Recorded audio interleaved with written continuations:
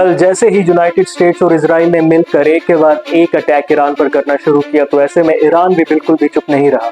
Iran ने भी अपना जवाब दिया। बहरीन, यूएई और कतर में जो भी यूनाइटेड स्टेट्स के मिलिट्री बेसिस थे, इन पर अटैक किया।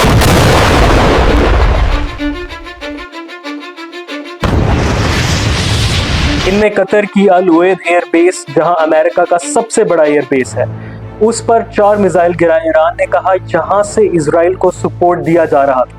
यूएई में जबल अली पोर्ट पर भी ऐसे ही अटैक किया गया ईरान की जानिब से। दुनिया यही सोच रही थी कि आखिर ईरान इस पूरी सिचुएशन में बिल्कुल भी रिस्पॉन्ड नहीं करेगा, मगर ईरान ने भी अपनी तरफ से पूरा जवाब दिया, क्योंकि ईरान को ये बात मालूम थी कि सिचुएशन इतनी इंटेंस हो चुकी है। अगर ईरान की साइड से ये जवाब ना गया तो उनकी नेशन में एक फ्रस्ट्रेशन का लेवल बहुत तेजी से बढ़ना शुरू हो जाएगा।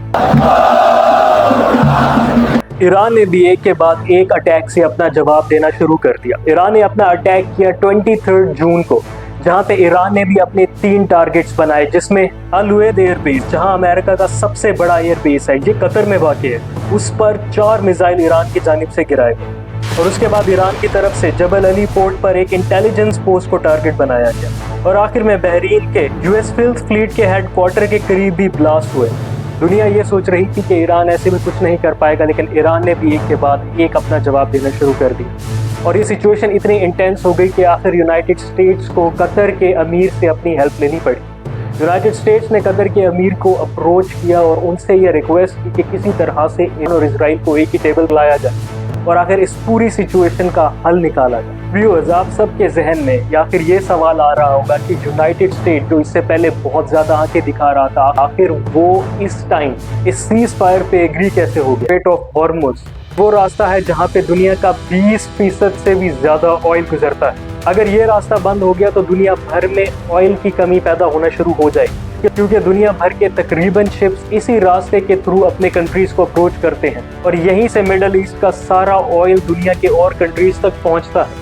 और अगर ऐसे में स्ट्रेट ऑफ हॉर्मुज़ बंद हो जाता है तो दुनिया भर में ऑयल की प्राइसेस बेहद ज्यादा तेजी से बढ़ना शुरू हो जाएगी और ये इन्फ्लेशन ना सिर्फ दुनिया भर को परेशान करेगा, बल्कि अमेरिका खुद इसका शिकार बन जाएगा। यूनाइटेड स्टेट्स की बड़ी बड़ी इंडस्ट्रीज भी इसी ऑयल पर बहुत ज्यादा डिपेंड कर रही है। सारी सिचुएशन यूनाइटेड स्टेट्स को परेशान करने लगी और इसी वजह से ट्रंप ने कार सीज फायर की कॉल के लिए अमीर कतर को अपना कांटेक्ट करना शुरू कर दिया। और फिर आखिरकार 24 जुलाई की सुबह को ये मसला सीज फायर की शक्ल में खत्म हो गया।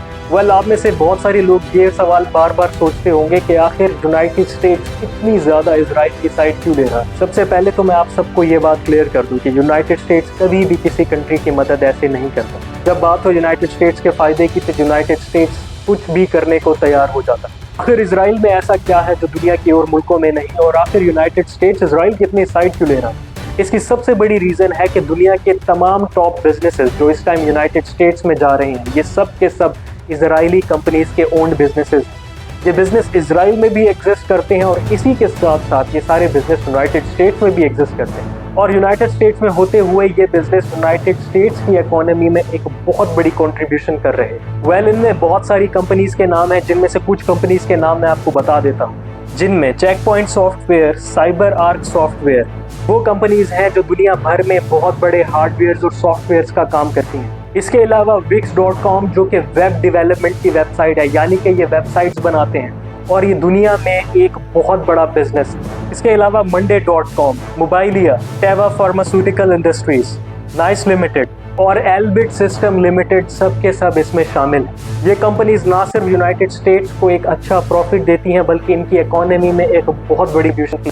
और इसके अलावा यूनाइटेड स्टेट्स के बहुत बिजनेस के जॉइंट वेंचर हैं इजरायली कंपनीज के साथ, यानी कि इजराइल के बिजनेस और यूनाइटेड स्टेट्स के बिजनेस दोनों मिलकर अपने बिजनेसेस को कर रहे हैं। इन दोनों बिजनेसेस से इन दोनों कंट्रीज की इकोनॉमी को बहुत ज़्यादा फायदा पहुंच रहा है। बात सिर्फ यही ख़त्म नहीं होती, बल्कि यूनाइटेड स्टेट्स जितने भी वेपन्स बना रहा है, इसमें इजराइल कंपनीज की एक बहुत बड़ी कंट्रीब्यूशन शामिल है। से लेके वेपन्स की टेस्टिंग तक इजरायली कंपनीज इन्हें बहुत ज़्यादा असिस्ट कर रही है और यही यूनाइटेड स्टेट्स इस टाइम हद से ज़्यादा सपोर्ट में है इजराइल की। इस सीज फायर के पीछे सबसे बड़ी रीज़न एक और भी है, और वो रीज़न ये है कि यूनाइटेड स्टेट्स के अंदर ट्रंप की पार्टी की ऑपोजिशन जो कि कांग्रेस है, वहां से बहुत ज्यादा क्रिटिसिज्म यूनाइटेड स्टेट्स की गवर्नमेंट को फेस करना पड़ा। ये क्रिटिसिज्म सिर्फ कांग्रेस पार्टी की हद तक नहीं बल्कि यूनाइटेड स्टेट्स की डिफरेंट सिटीज में बहुत ज्यादा प्रोटेस्ट भी किया गया।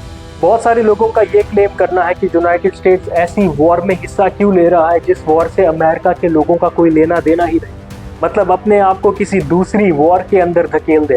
व्यूअर्स, मैं आप सबको बताता चलूं, यूनाइटेड स्टेट्स ने इससे पहले 20 साल तक अफगानिस्तान में भी वॉर लड़ी और इस वॉर का कोई भी कंक्लूजन नहीं निकला और आखिरकार 20 साल बाद यूनाइटेड स्टेट्स के पास जदीद वेपन्स होने के बावजूद यूनाइटेड स्टेट्स को सरेंडर करना पड़ा। और यहाँ पर भी सिचुएशन कुछ ऐसी ही थी। यूनाइटेड स्टेट्स और इजराइल मिलकर भी ईरान का कुछ ज्यादा नहीं बिगाड़ सके और आखिरकार इन दोनों कंट्रीज को इस बात पे एग्री करना पड़ा कि इनके पास सिर्फ एक ही सॉल्यूशन बाकी है और वो सॉल्यूशन है सिर्फ सीज फायर की शक्ल में।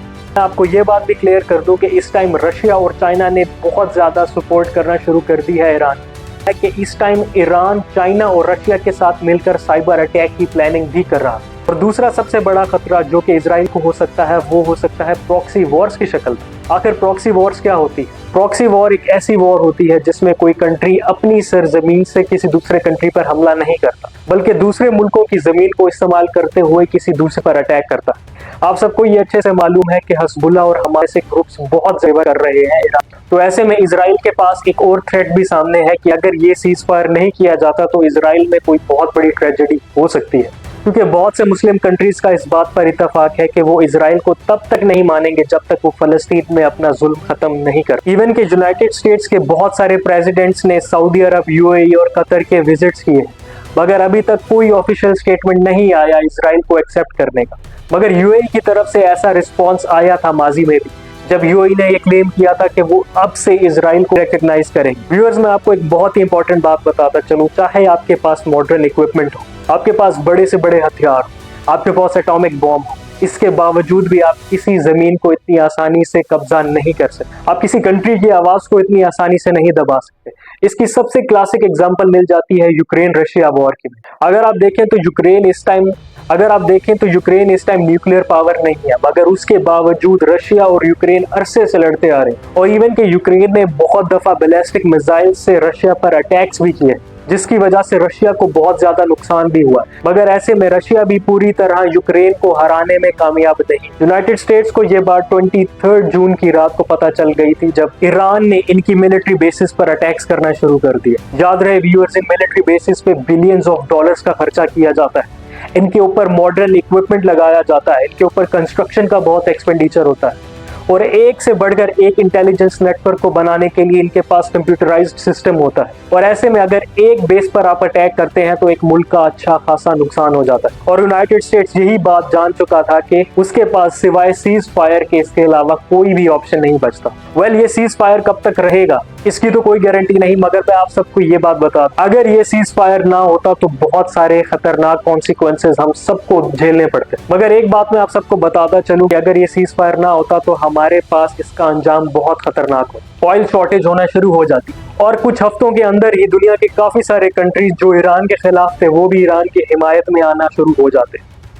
दूसरा सबसे बड़ा थ्रेट इस सिचुएशन में ये रहता था कि कहीं वर्ल्ड वॉर का आगाज ना हो जाए, क्योंकि अपेरेंटली हमें लग रहा है कि रशिया और चाइना सिर्फ बाकी हद तक ईरान को सपोर्ट कर रहे हैं। मगर मैं आपको ये बात बताता चलूं, इस टाइम चाइना का सबसे ज्यादा फायदा ईरान से जुड़ा, क्योंकि चाइना अपना सारा ऑयल ईरान के जरिए ही अपने मुल्क के अंदर लाता है और ये बात चाइना को अच्छे से पता है कि अगर वो ऐसी सिचुएशन में ईरान का साथ नहीं देता तो इसमें उसका बहुत बड़ा नुकसान है। और बात सिर्फ यही खत्म नहीं होती, चाइना तो वैसे ही यूनाइटेड स्टेट्स के अगेंस्ट कुछ भी करने को तैयार है और इसी के साथ साथ एक और खतरा हो सकता था न्यूक्लियर वॉर की शक्ल में। अगर ये न्यूक्लियर वॉर शुरू हो जाती तो सिर्फ कई लाखों नहीं बल्कि कई करोड़ों बेगुनाह लोग मारने जाते। और इसके अलावा एक बहुत बड़ा खतरा ये भी था कि अगर ये न्यूक्लियर वॉर की शक्ल में सिचुएशन आ जाती तो इसमें कई करोड़ों लोग बेगुनाह मारे जाते। इस सब से हमें ये बात क्लियर हो जाती है कि कभी भी आप किसी भी नेशन की आवाज को दबा नहीं सकते और यही बात यूनाइटेड स्टेट्स को भी इस अटैक के बाद पता चल चुकी है। व्यूअर्स, आपको क्या लगता है कि क्या ये सिचुएशन जल्द थम जाएगी या आपको लगता है ये एक बड़े तूफान से पहले की खामोशी?